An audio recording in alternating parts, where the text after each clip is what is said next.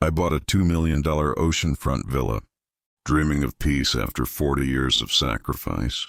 But as soon as my son-in-law found out, he called. "Caleb!" It barked, rough and arrogant. "We're on our way. 15 of us. Beds, towels, food, and Jessica wants the master suite. We'll be there in 40 minutes. Don't keep us waiting, old man." Before we continue, please subscribe to the channel and write in the comments what time it is where you are now. Pacific stretched endlessly outside my window, blue as polished glass. Waves folding and unfolding in rhythm like a hymn written for me alone. It was supposed to be my reward, my sanctuary, the place where I could finally breathe after decades of deadlines, sacrifices, and losses that had carved me hollow. Boxes still littered the marble counters, tape clinging stubbornly to cardboard flaps. A crystal wine glass caught the afternoon sun, scattering rainbows across the kitchen wall. I'd been unwrapping it slowly, almost reverently, when the shrill ring of my phone shattered the quiet like glass hitting concrete. I thought maybe it was an old colleague congratulating me on retirement. Maybe my neighbor welcoming me to the coast. Instead, when I answered, a voice struck my ear like a sledgehammer. Brian, my son-in-law. For a second, I didn't even process the words. I stared out the kitchen's floor-to-ceiling windows where gulls wheeled over the surf, their cries swallowed by the wind. Then the meaning sank in, each syllable heavier than the last. 15 people, 3 weeks. My sanctuary, my dream, stormed and occupied before I'd even unpacked. I gripped the countertop until my knuckles whitened against the granite. "Brian," I managed, my voice tight. "Wait a minute. I haven't even finished moving in. The house isn't ready for—" "I don't care," he cut me off. His voice carried that tone of casual dismissal I'd grown to hate over the years, as if my concerns were background noise. "You've got money, that means you've got space." End of discussion. Through the open patio doors, the ocean breeze carried the scent of salt and freedom, but his words poisoned the air, sharp and suffocating. "This is my first week here," I tried again. "Boxes everywhere. No beds made. I don't even have food stocked for—" "Figure it out, old-timer," Brian snapped. "You're retired, right? What else do you have to do? Jessica's already packed the kids' stuff. Mike and Ashley are bringing their crew. It's gonna be one big family reunion." Family reunion. The words twisted in my chest like a rusted knife. My daughter, his wife, had been gone for 3 years, Emily. Cancer took her when she was just 35, and I had buried the last piece of my heart with her. Since then, Brian had become a storm. I couldn't escape. Requests, demands, manipulations, wrapped in the flimsy paper of family. He wasn't calling this a reunion out of love. He was calling it because he saw my villa as his playground, my life as his convenience. "Next month?" His laugh was sharp, mocking. "We're already driving, Richard. Don't disappoint the kids. Jessica's been telling them all about Uncle Caleb's fancy new beach house." Uncle Caleb. Not Grandpa Caleb. Not even just Caleb. Uncle. Like I was some distant relative obliged to fund his vacations. "I need more time," I said, my throat dry. "Maybe next month when things are settled." The phone felt slick in my sweating palm. "Brian, be reasonable. 3 weeks is a long time. With 15 people—" "Stop being dramatic. Family helps family. You taught me that, remember?" His voice oozed smugness. "Besides, what's the point of having all that money if you don't share it with the people who matter?" "The people who matter." I closed my eyes, seeing Emily's face, her soft brown eyes, the warmth in her smile. My daughter, my only child. She'd once whispered to me, "Dad, please be patient with him. He just needs time to find his footing." But Emily was gone, and Brian's idea of family was nothing more than exploitation dressed as obligation. "Make sure the fridge has space," he added. "We're bringing beer. Oh, and Jessica wants the master bedroom with the ocean view." "We'll take that one. See you in 35 minutes. The line went dead. I stood in my kitchen, the silent phone heavy in my hand. The rainbow from the wine glass fractured across the marble. Through the windows, the Pacific gleamed under the sun, endless and serene. But inside me, a storm churned.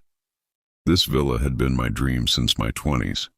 Every overtime shift, every dollar saved, every broken vacation had been for this. I had endured decades of sacrifice to buy these walls, these windows, this view. And now, in less than an hour, Brian and his army of entitled freeloaders would reduce it to chaos. My hand trembled as I set the phone down. Emily's photo waited on the mantel, the only picture I had unpacked first.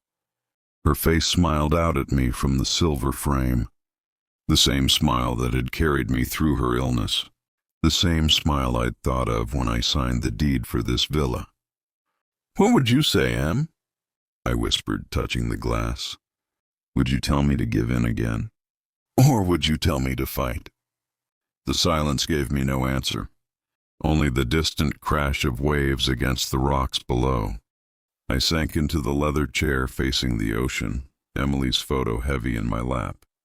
For a moment I let myself drift back to the beginning, to when Brian had first entered our lives. The first emergency had come 6 months after their wedding. His startup collapsed. $18,000 vanished from my retirement account to rescue him. Emily's soft voice in the kitchen afterward. "Dad, you're so generous. Brian really appreciates it. He just doesn't always show it." But Brian never showed it. Not when I paid $45,000 for his MBA. Not when I covered their $60,000 down payment because his credit score was a disaster. Not even when Emily's medical bills swallowed $85,000 during her final fight. Generosity without gratitude is fuel for greed, and greed never stops burning. The waves outside whispered against the shore, but all I could hear was Brian's voice echoing in my head. "Don't keep us waiting, old man." My sanctuary wasn't a home anymore. It was a battlefield, and the invasion was already on its way. I rose from the chair, my legs trembling but steadying with each step. The sun dipped lower over the Pacific, gilding the waves in gold. My villa glowed in the light like a cathedral built for peace. But in less than 30 minutes it would be stormed. And this time, I wasn't sure I could stay silent. We end with Caleb staring out at the approaching convoy of cars. Dust rising from the private road, headlights snaking down the cliffside, 15 uninvited guests barreling toward his sanctuary. The sun was sinking into the Pacific when I first saw the dust. From my study window, the private coastal road twisted like a silver ribbon down from the highway. And there, tiny at first, then multiplying, came the glint of headlights. 4 vehicles, maybe 5, engines growling in the distance like a pack of wolves descending on prey. My heart thudded. It wasn't just imagination. They were here. I gripped the windowsill, my knuckles pale against the polished wood. Every instinct screamed at me to lock every door, to pretend I wasn't home. But I knew Brian too well. He'd pound until the walls shook, call until my phone burned, spin the story until I was painted as the villain. They wouldn't leave. The first SUV curved into my driveway, tires crunching over gravel that had been untouched until this moment. Behind it, 2 sedans and a pickup truck rumbled in formation. Coolers and luggage towered in the bed of the truck, stacked like they were planning a month-long siege rather than a visit. The lead SUV's door swung open, and there he was, Brian. Designer sunglasses even in the fading light, expensive sandals leaving grit on my stone path, his gait that of a man who believed the world owed him comfort. He scanned the villa like a general surveying conquered territory. his mouth curving into a smirk. Jessica stepped out next, her blonde hair whipped by the coastal wind, phone already raised to record. "Oh my gosh, guys," she chirped to her followers. "Look at this place, it's like a resort. We're staying here for 3 weeks. My stomach twisted. She hadn't even stepped inside, and already she was branding my sanctuary as content for her curated, filtered world. Car doors slammed in rapid succession. A flood of bodies poured into my driveway. Faces familiar, others not at all. Mike, Brian's old college buddy, carrying a cooler of beer like he was showing up at a frat house. Ashley, Jessica's sister, with 2 oversized suitcases. Kevin, some boyfriend of someone, dragging beach towels and inflatable rafts. Kids shrieking as they sprinted toward the pool deck. 15 people, just as Brian promised. I opened the front door before they could ring the bell, hoping to salvage some control. The hope died instantly. "What's up, old man?" Brian said, brushing past me into the foyer without waiting for permission. He clapped me on the back, not warmly but dismissively. "Nice digs. Told you we'd make it." "Everyone, come on in!" The flood surged through my front door like a tide. Bags thumped against my walls. Shoes scraped my marble floors. Voices echoed off ceilings I had imagined filled with silence. "Wow, look at this kitchen," Jessica gushed, spinning with her phone. "Perfect lighting for my morning yoga streams." "Babe, this is going to blow up online." I raised my voice. "Brian, this isn't—" "Relax," he interrupted, waving me off. "Family helps family. You taught me that, remember?" "No," I said louder. "This isn't a hotel. This is my home. You can't just show up with 15—" "Dude!" Mike's voice cut across mine. He was already cracking open a beer. "Stop being so uptight. We'll clean up after ourselves. No harm, no foul." Ashley dumped her suitcase against the wall. "This place is perfect for the kids. They're going to love the pool." "Kids?" I repeated. I hadn't been told children were coming. Already, small wet footprints streaked across the limestone floor leading to my infinity pool. Jessica's voice rang from the hallway. "We'll take the master bedroom, obviously." "Brian, come check out the ocean view in here." My pulse spiked. My master bedroom. My private sanctuary. The room I had imagined falling asleep in with the ocean whispering outside. And she was claiming it like a prize. I moved quickly down the hall, blocking the doorway. "This room is off limits." Jessica looked up, startled, then scoffed. "Oh, come on, Rick. The lighting in here is perfect for my morning routines." "Don't be selfish." "It's not selfish," I snapped. "It's mine." Brian appeared behind her, his smirk sharpening. "Move aside, Richard. You're being dramatic. We've been driving for hours." "No," I said, planting my feet. "This is my room, my house. And I didn't invite—" Jessica tried to squeeze past me, suitcase bumping my leg. I shifted to block her completely. She gasped, her eyes wide with exaggerated innocence. "Brian?" She whined. "He's being rude." Voices swelled behind us. Mike, beer in hand, calling, "Dude, let it go." "We're family." Ashley rolling her eyes. Kevin muttering, "Chill, Pops." Brian stepped closer, his height and weight pressing into my space. His voice dropped, low and sharp. "Think carefully about your next move, Richard. Some decisions can't be undone." My heart hammered. His words weren't a request. They were a threat, and in that moment something shifted inside me. For 40 years I had bent, sacrificed, paid bills, covered debts, swallowed disrespect, all for the illusion of family harmony. But standing in the doorway of my own bedroom, watching strangers dump their luggage in my sanctuary, I realized the truth. This wasn't family. This was invasion. I drew a breath, steady, controlled. "You're right, Brian," I said. "Some decisions can't be undone." Then I turned, walked down the hall, and locked myself in my study. Inside, my hands shook as I dialed 911. "911, what's your emergency?" "My name is Caleb Monroe," I said. voice steady despite the adrenaline coursing through me. I'm the legal homeowner of this address. 15 people have entered my house without permission and refuse to leave. Sir, are you in immediate physical danger? Not yet, I said, but they've made it clear they won't leave. We'll dispatch officers immediately. Can you remain in a secure room until they arrive? Yes, I whispered, locking the study door. Outside, I heard whispers, then pounding. Brian's voice, sharp now, stripped of charm. Richard, open the door. Don't make this worse. This is family business, not a police matter. Jessica's voice followed, high and sweet, dripping with manipulation. Daddy Rick, please. Don't be like this. We just wanted to spend time with you. Her words slithered under the door like poison gas. But for the first time in years, I felt something else swelling inside me. Not fear, not guilt. Resolve. This wasn't just about a villa. This was about every check, every sacrifice, every boundary crossed and ignored. The sirens wailed in the distance, growing louder, closer. And I knew, in less than 15 minutes, everything would change. The police arrive. Brian tries to spin the story. And Caleb has to prove, right there in front of everyone, that this is his house.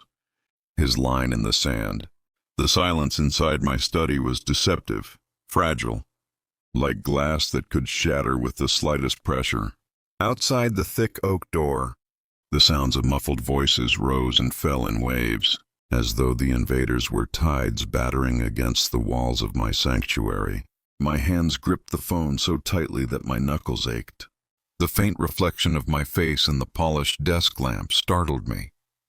I looked older, harder, the lines around my mouth carved deep with years of sacrifice and patience.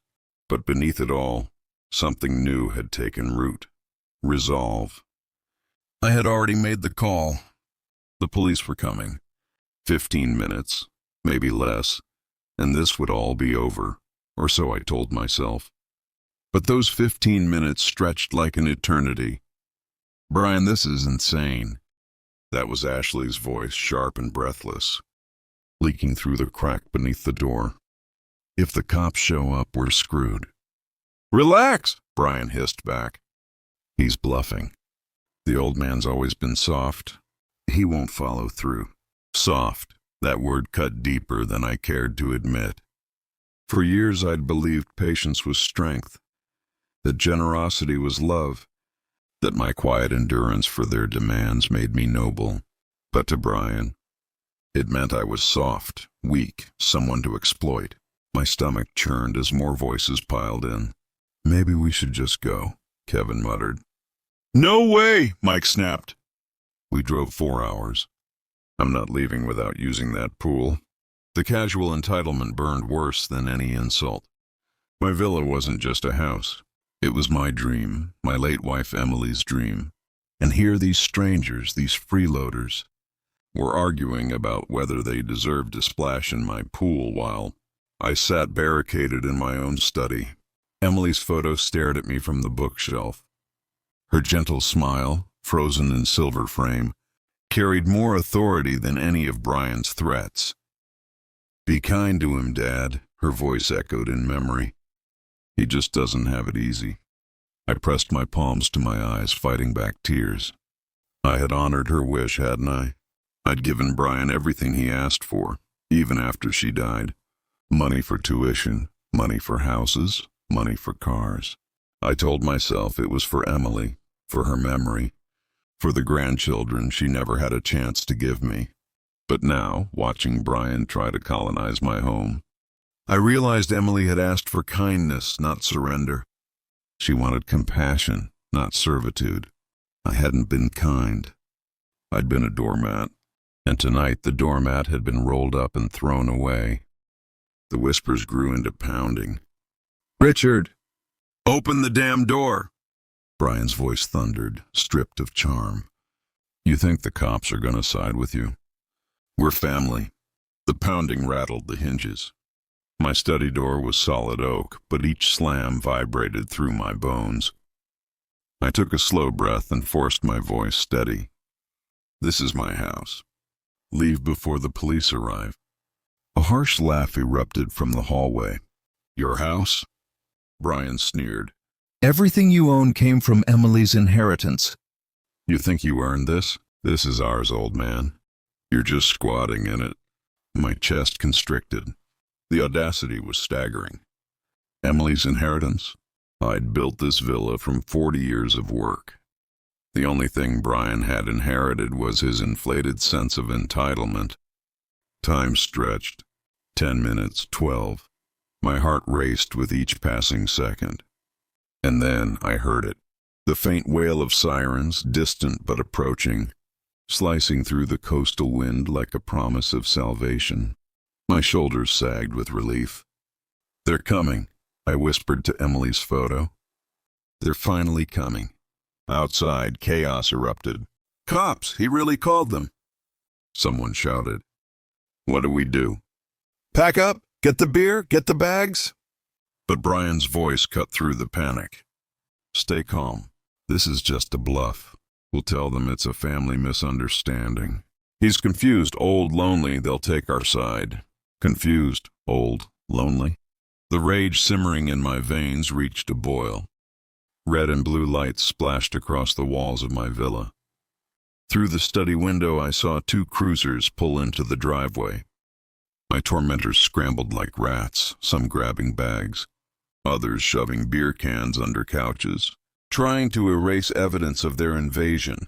The doorbell rang, firm, official, not a visitor's timid knock, but the strike of authority. Brian answered with exaggerated warmth. Officers! So glad you're here. My father-in-law's just a little upset. Family squabble, you know? He called you in a fit of stress. Nothing to worry about. His words were honey, but his eyes, when he glanced back toward my study, were venom. I opened the door before he could spin further. The officers turned to me immediately. Sir, are you the homeowner? Yes, I said, producing the deed I'd pulled from my desk. My voice was clear, cold, and stronger than I expected. This is my property. These people arrived without invitation. I asked them to leave. They refused. For the first time, silence fell. The older officer, Johnson, scanned the room. Luggage stacked like barricades. Beer bottles half hidden under the table. Jessica's damp towel on my marble floor. Everything screamed of trespass. Mr. Miller, Johnson said, turning to Brian. Did the homeowner invite you here? Brian's charm cracked. His lips twisted, hunting for a lie. Well, not formally, but we're family. This house was meant for gatherings. Emily always wanted. Emily's gone, I cut in, my voice sharper than a blade. She would never condone what you're doing here. Jessica's eyes filled with crocodile tears. He's abandoning us. He doesn't care about family anymore. But Officer Martinez shook her head. Ma'am, family status doesn't override property rights. If he says you're trespassing, you're trespassing. The words landed like gunfire. The invaders froze, faces pale with realization. For once, the law was on my side. You have 15 minutes, Officer Johnson declared. Gather your belongings and vacate. Anyone remaining will be arrested for trespassing. The exodus began. Mike cursed under his breath as he stuffed beer cans into a cooler. Ashley stormed through the hallway, slamming doors. Kevin muttered something about psycho old men as he hauled luggage out the door. Jessica sobbed dramatically, filming herself as she dragged her suitcase. Look at this, she whimpered to her phone. Thrown out like criminals. By our own family. Brian lingered. He shoved his sunglasses onto his face, masking the fury in his eyes. He stepped so close I could smell the stale beer on his breath. You think you've won? He whispered. You have no idea what's coming. I didn't flinch. Get out of my house. The last car pulled away as the sun bled into the horizon, leaving my villa in blessed silence. I leaned against the door frame, every muscle trembling with exhaustion. The officers handed me their report, a crisp piece of paper that felt like armor. Call us if they return, Johnson said. You've got documentation now. They can't spin this their way. When the cruisers left, I was alone at last. But peace didn't come. I walked through the villa, cataloging the damage. Wet footprints on my marble floors, beer stains on the counters, Jessica's makeup smeared across my vanity. My master bedroom smelled faintly of her perfume, a violation that made my skin crawl. I straightened furniture, scrubbed surfaces, tried to reclaim the space, but every corner whispered of their invasion. And Brian's words echoed louder than the waves outside. "You have no idea what's coming." That night I poured a glass of scotch and sat in my leather chair, facing the Pacific. The house was mine again. The silence was mine. The view was mine. But my heart was unsettled. I had won the battle, but I knew Brian. He thrived on manipulation, on twisting narratives. He wouldn't accept defeat quietly. I checked my phone. 17 missed calls, 43 messages, social media notifications exploding. Brian had already begun his counterattack. The war for my villa had only just begun. The next morning, Caleb wakes to find Brian's lies spreading online, painting him as a cruel old man who threw family into the street. Friends, neighbors, even old colleagues begin to turn against him. His victory is poisoned, and he realizes this battle has shifted from his home to his reputation. The morning after the exodus, I woke to an eerie calm. For the first time in weeks, my villa was quiet. No laughter from strangers echoing through the halls. No slamming doors. No faint thumping of bass-heavy music rattling the walls. But peace was a fragile illusion. The first crack came from my phone. At 7:14 a.m., a sharp vibration buzzed against my nightstand. I groaned, reaching for it, expecting a spam call or maybe another follow-up from the police. Instead, the screen was lit with dozens of notifications: Twitter, Facebook, Instagram, even LinkedIn. My son's name, Brian Miller, was trending in my small town. I opened one link and the words hit me like a gut punch. Heartless father throws his son and daughter-in-law into the streets before Christmas, all after living in the home built from her family's inheritance. Shameful. A photo was attached. Jessica standing on my driveway. Mascara streaked across her face, suitcase by her side. Her hand rested protectively on her stomach, a subtle but deliberate gesture. The caption beneath read, "How can a man abandon his own grandchild before it's even born?" I stared at the photo, bile rising in my throat. Jessica wasn't pregnant. She'd never once hinted at it. But the picture painted a damning illusion. By noon, my phone was a battlefield. First came my sister Marlene. "Caleb, what in God's name are you doing?" "Kicking your son out before Christmas. Throwing a pregnant woman into the cold." "She's not—" I tried, but Marlene cut me off. "Don't you dare deny it. Everyone's seen the photo." "I can't believe you'd stoop this low." Then my old colleague, Frank. "Rich, buddy, I don't know what you're thinking. Look, I get family drama, but the whole town's talking. You'd better fix this before it ruins your reputation." And then, worst of all, the local pastor. "Caleb, you've always been a man of faith. But this, casting out your own son. Even if mistakes were made, forgiveness is our calling." Forgiveness. The word twisted inside me. Everyone wanted me to forgive, to yield, to be the doormat I'd been for decades. No one wanted to hear the truth. By evening, Jessica had gone viral in our small community. She posted teary videos, her voice cracking just enough to seem authentic. My husband and I, we just wanted to spend the holidays with family. But his father, he doesn't care. He thinks we're parasites. He told us to get out even though we have nowhere to go.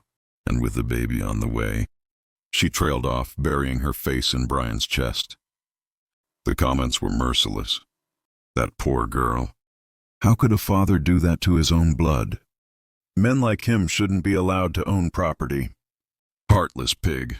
Every word was a dagger, and every dagger was sharpened by Brian's smirk in the background of those videos.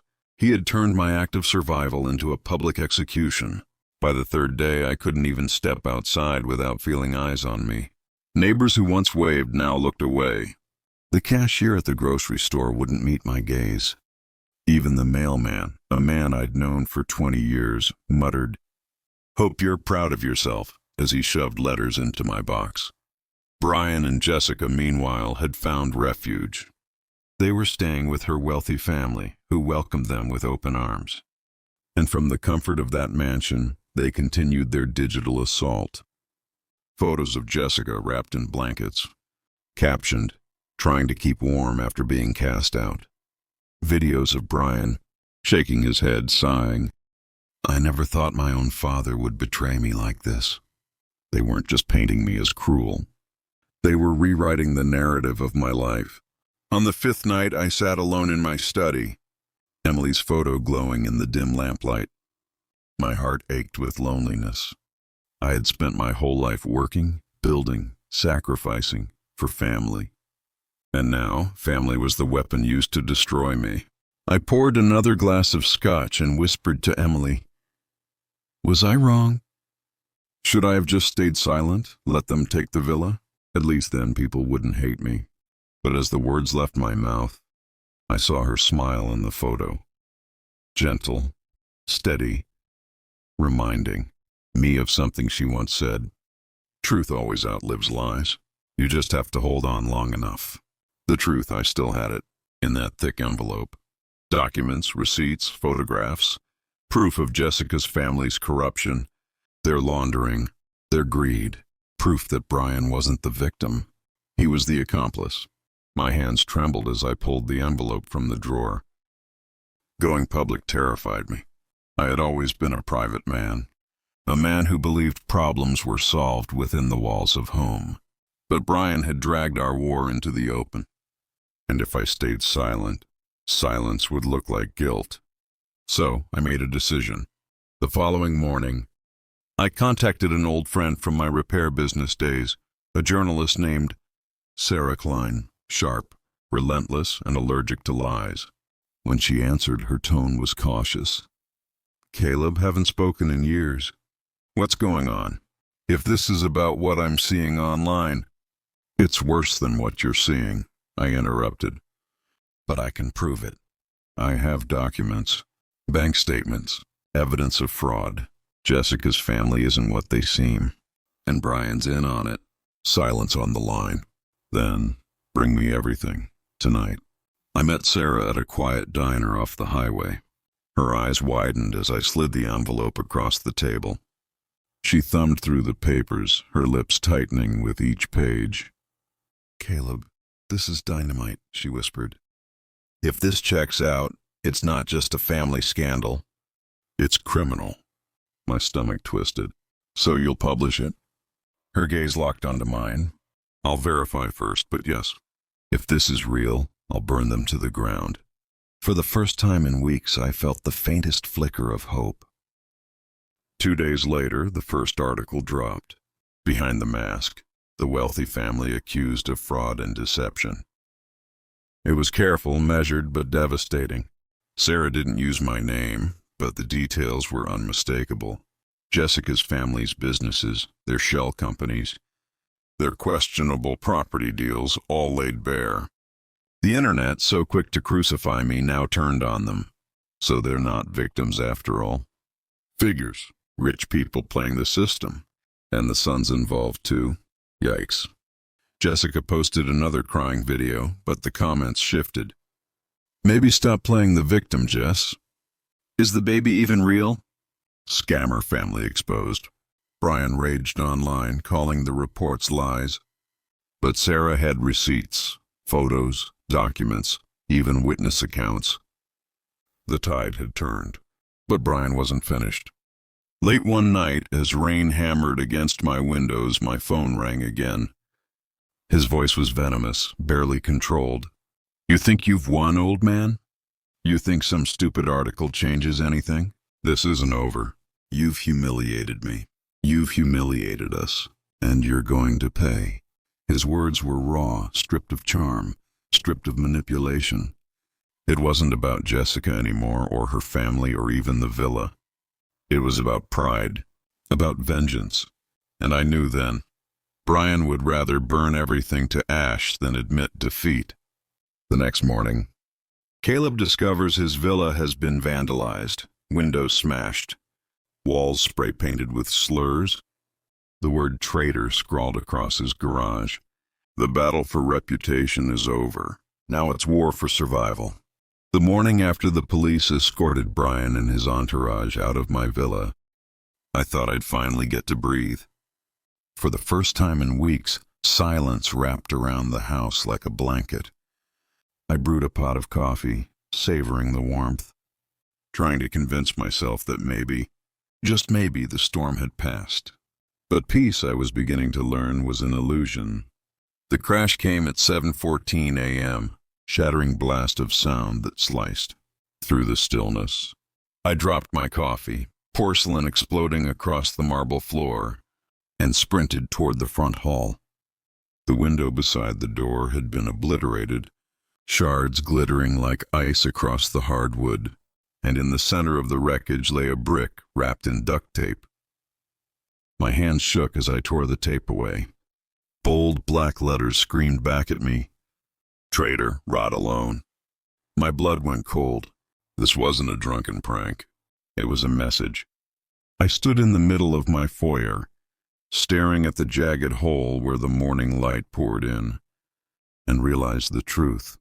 This war had left the internet and come to my doorstep. By noon, the escalation was undeniable. Red spray paint scrawled across my garage door. "Heartless father." My mailbox had been beaten to twisted metal. When I walked out to inspect the damage, I found all 4 tires on my truck slashed, rubber shredded and sagging against the pavement.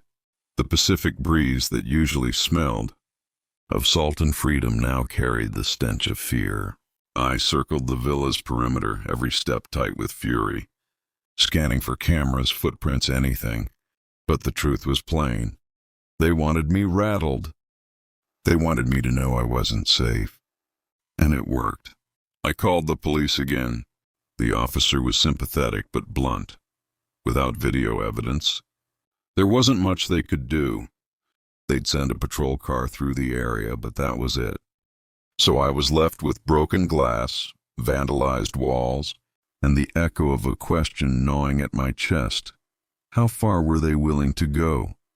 What struck me hardest wasn't the damage. It was the silence. Not a single neighbor came by. Not one called to check if I was all right. People I'd nodded to on morning walks. People who had once admired the villa from the street now looked the other way.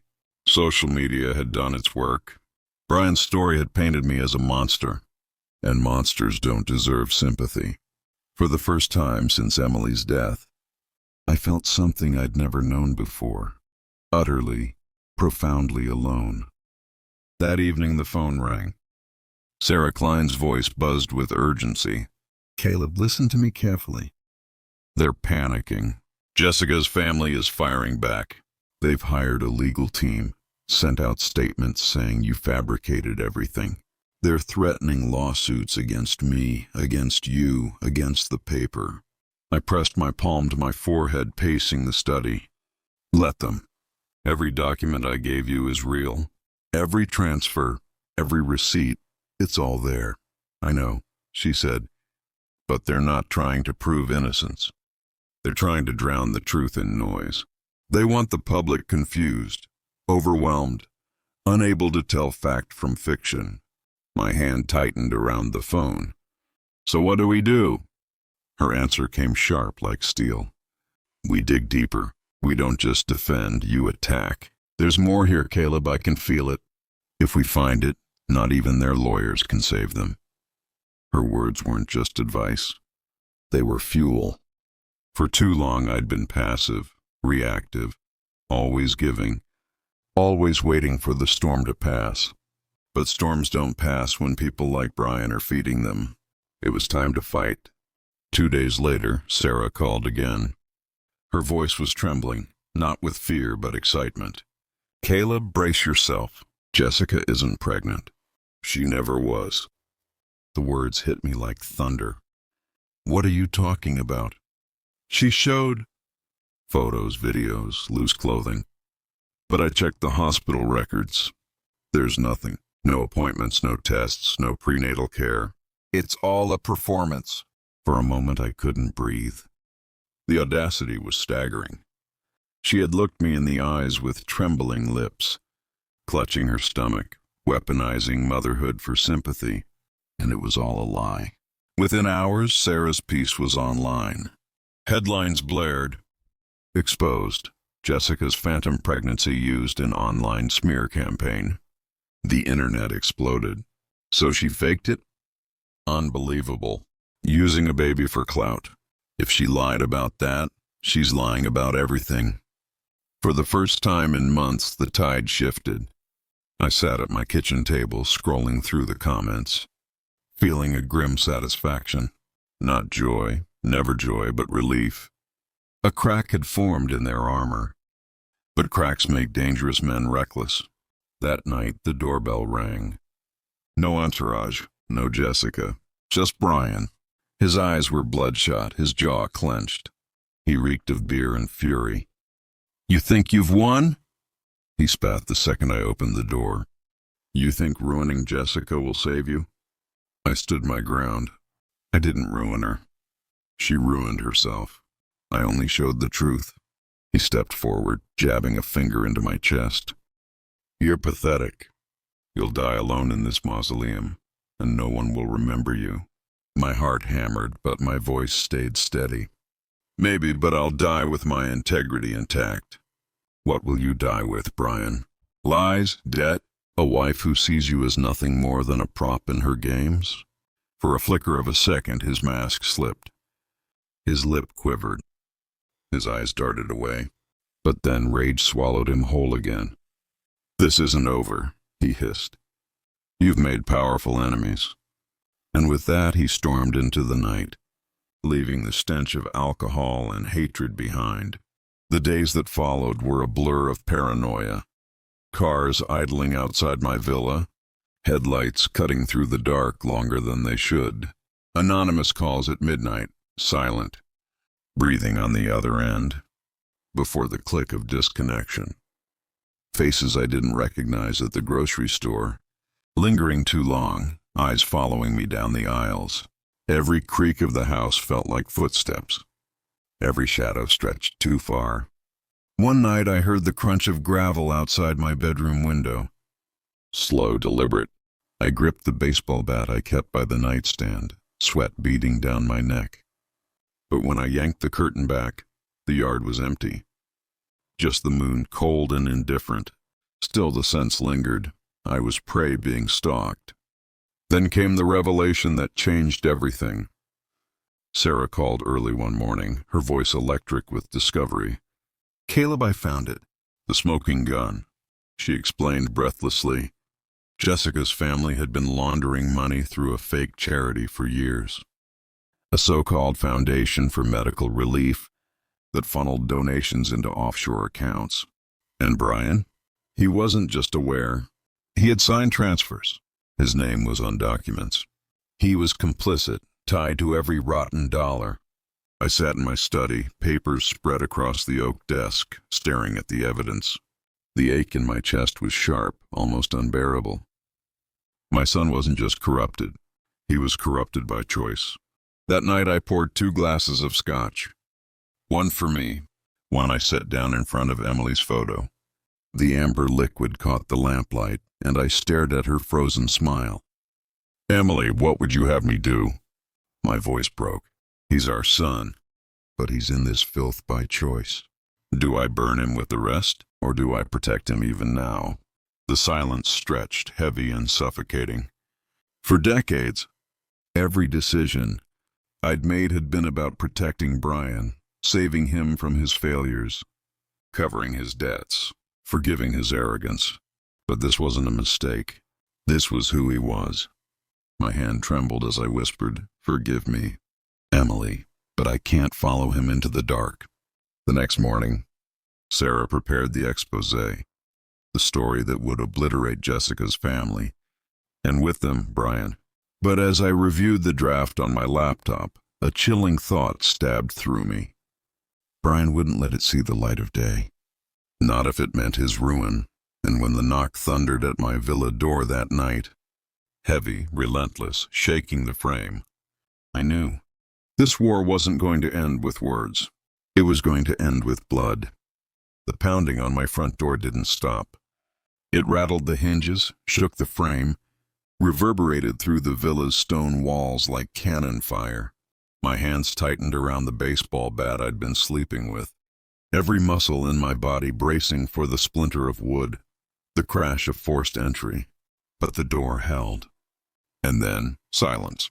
I stood there in the foyer, bare feet on cold marble, staring at the door's shadow, waiting for movement. My breath felt loud, ragged in the stillness. When I finally found the courage to look through the peephole, the porch was empty. Whoever had come wasn't trying to break in. They were reminding me they could. At dawn, I found the package. A small brown box sat on the steps. No label, no postage, as if dropped there by hand. My gut twisted as I bent to pick it up, every nerve screaming not to. Inside, wrapped in newspaper, was a photo. My photo, taken through the study window. I was sitting at my desk, Emily's picture in front of me, scotch in my hand. The angle was clear. Someone had been standing outside watching, camera in hand.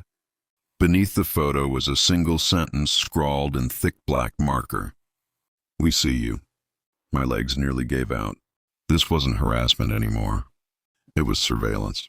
They were inside my life. I called the police, of course. An officer came, young and sympathetic, but I saw the doubt in his eyes. "Could be a prank," he said, scribbling notes without looking at me. "Do you have cameras?" I shook my head. "Not yet." "Well, without video or witnesses, there's not much we can do." "I'll file a report."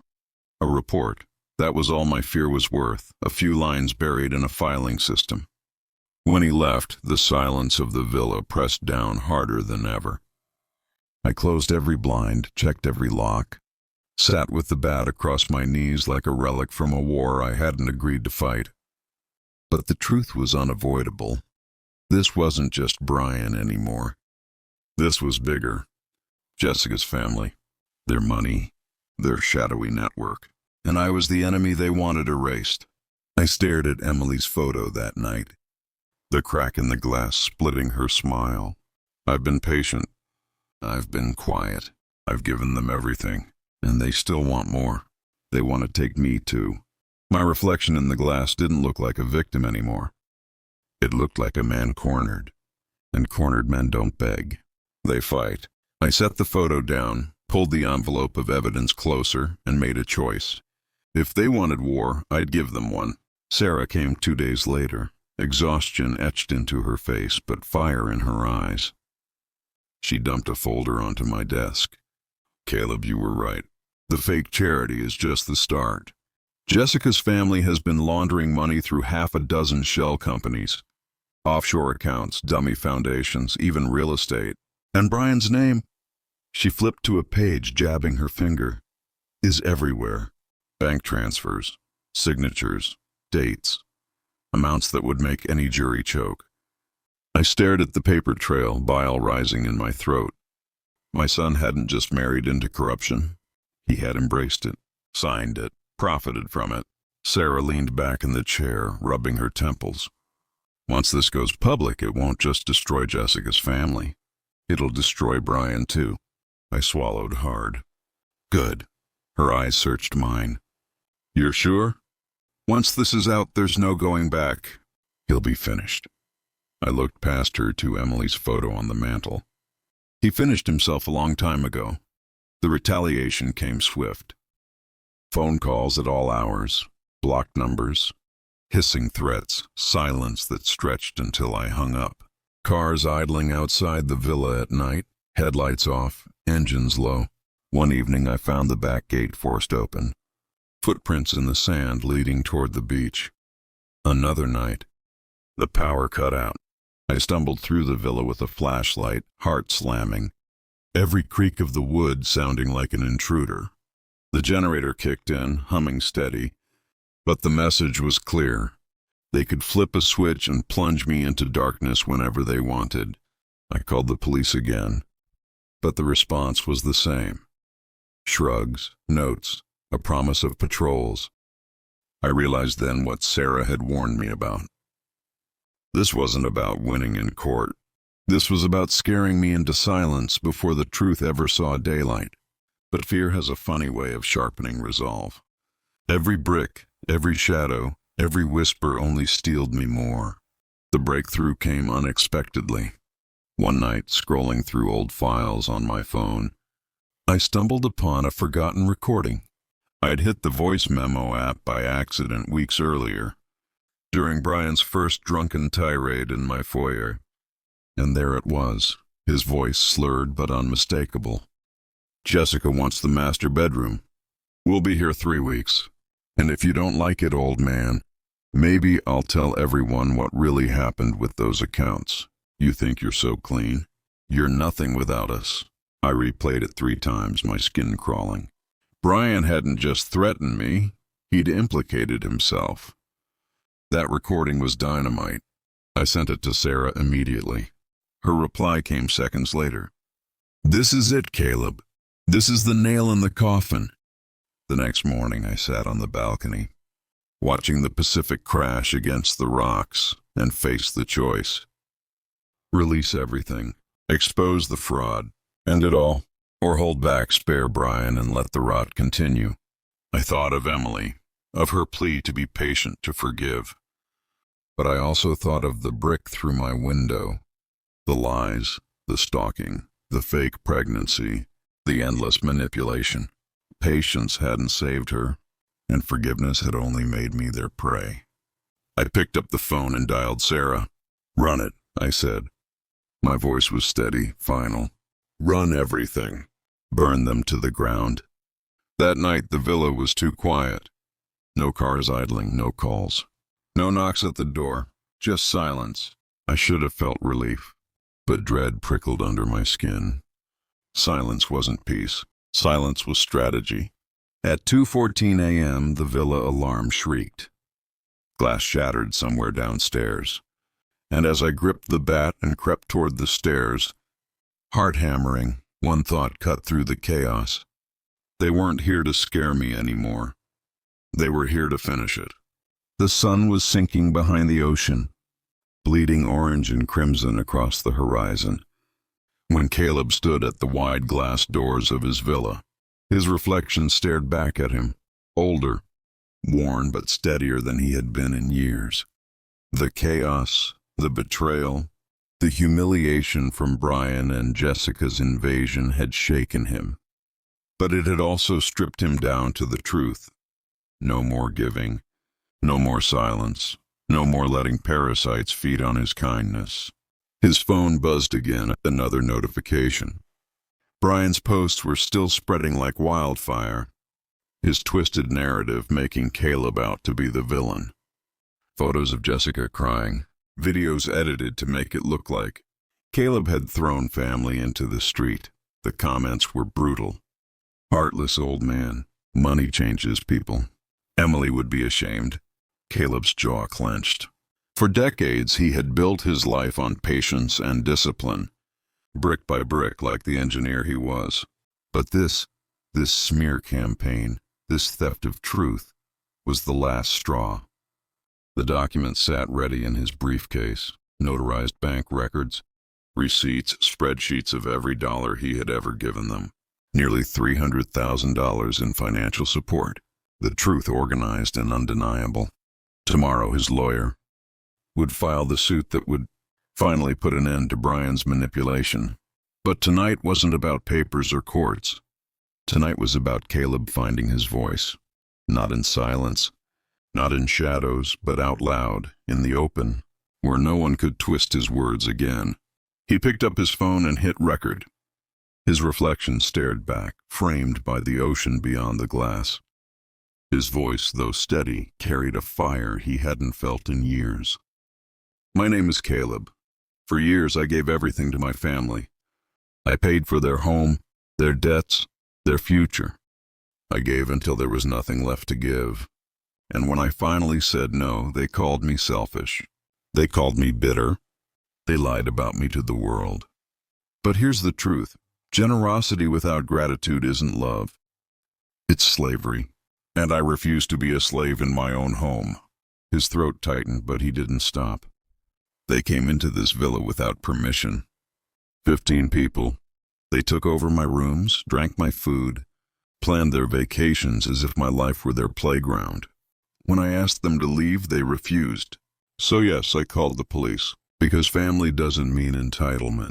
Family doesn't mean exploitation. And if anyone tells you otherwise, remember this. Strength isn't measured by how much you give. It's measured by when you finally say enough. He ended the recording and sat in silence, the phone warm in his hand. For the first time in years, his chest felt light. He uploaded the video. Within minutes, it began to spread. Friends who had turned against him started messaging privately. Old colleagues from his firm wrote comments like, "This is the Caleb I know, generous. Honest, but no fool." One by one, people began to see the truth. Brian's smear campaign crumbled under the weight of Caleb's quiet authority. But the battle wasn't just online. The next morning, Caleb stood in court, his briefcase by his side. Brian swaggered in, flanked by Jessica, both dressed as if attending a gala rather than a legal hearing. Their confidence evaporated the moment Caleb's lawyer, Howard, opened the files. Bank records, transfer receipts, screenshots of social media posts contradicting their pleas of poverty, photos of their vacations, jewelry, and cars, all purchased during the years Caleb had been bailing them out. The judge's gavel struck like thunder. "Mr. Miller," the judge said, her voice cutting through the hushed courtroom.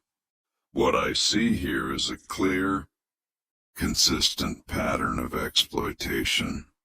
Mr. Clark's generosity does not entitle you to continued financial support, nor does it excuse trespassing on his property. This court finds in favor of the plaintiff." Jessica's face went white.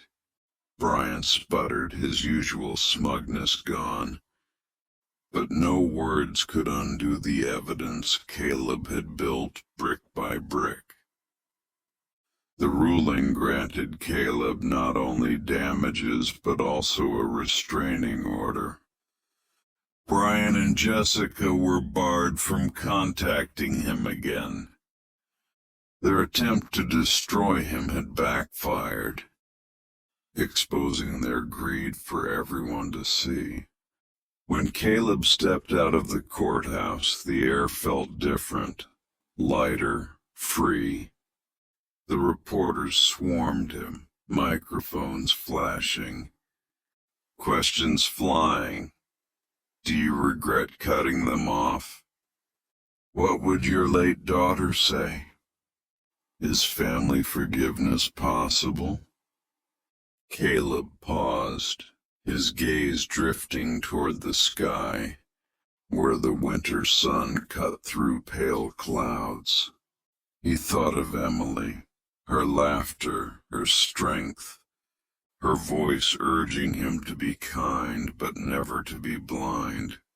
"I don't regret protecting myself," Caleb said, his voice firm. "And I don't regret loving my daughter with everything I had. But love doesn't mean letting people destroy you. Sometimes the most powerful act of love is saying no." The cameras clicked. The questions kept flying, but Caleb didn't need to say more. The truth was out, undeniable. That evening, back at his villa, Caleb poured himself a glass of wine and stood on the balcony overlooking the Pacific. The waves crashed endlessly against the shore, steady and eternal. For the first time in years, He wasn't waiting for the next phone call, the next demand, the next manipulation. His life, his home, his peace were finally his. And as the sun sank into the ocean, Caleb whispered into the fading light, "You were right, Emily. Love is patience. Love is sacrifice. But love is also knowing when to fight back." And I finally did. The waves answered with a roar, the sound of freedom echoing into the night.